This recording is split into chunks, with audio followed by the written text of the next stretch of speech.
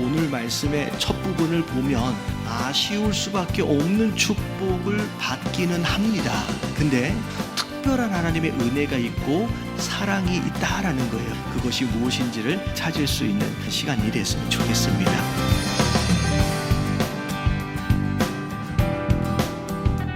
자, 우리 지난주에 말씀을 드렸다시피 아브라함이 비둘기를 쪼개지 아니한 것으로 인하여 사실 실수한 거잖아요. 그 실수로 인하여서 후손들이 400여 년 동안 종살이를 하게 된다라고 한다면 우리가 어떻게 보면 무서워서 온전한 축복을 과연 누릴 수 있을까 걱정이 될 수밖에 없거든요.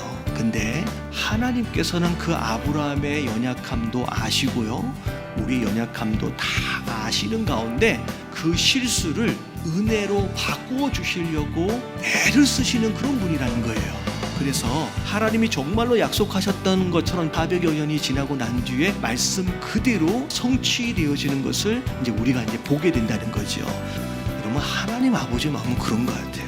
비록 잘못하고 쓰러지고 자빠져 있을지라도 그 사랑의 끝만 놓치지 않고 붙잡고 있으면요, 끝까지 끌고 가시면서 선을 이루시는 거예요. 자, 축복하시는데, 일단은 애굽에서 나오는 이야기까지 하신 다음에, 하나님께서 땅을 주시겠다라고 약속하세요. 근데 여기 보니까 애굽 땅에서부터 유브라데까지 내 자손에게 주겠다라고 말씀하셔요.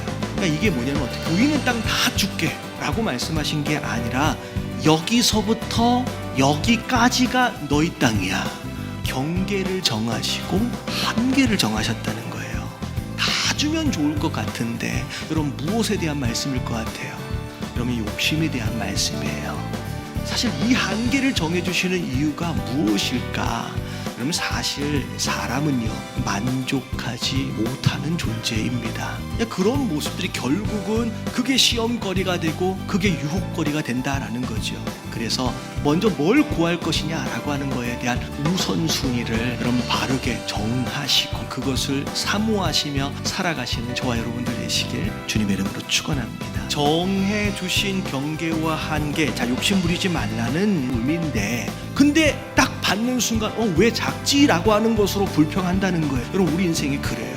이 얘기가 뭐냐? 구하고 난 뒤에는 하나님께서 내 삶 가운데 어떻게 응답하셨는지를 뭐 해야 돼요? 이제 찾아야 돼요. 그래서 오늘 세 번째 이야기는 그런 거예요. 이미 하나님께서 우리에게 넉넉하게 누릴 수 있을 만큼 이미 주신 것일 수 있습니다. 근데 주셨는데도 불구하고 주신 것을 모르고 또 구하고 뭐가 없고 구하고. 여러분, 구하기만 하지 마시고 이미 주신 그 응답들이 내 주변에 있는지 없는지를 먼저 찾으시고, 여러분, 방치된 상태로 놔두어져 있는 그런 씨앗들과 기회들이 있다고 한다면 여러분, 그것을 찾아서 누리시는 저와 여러분들 되시길 주님의 이름으로 축원합니다.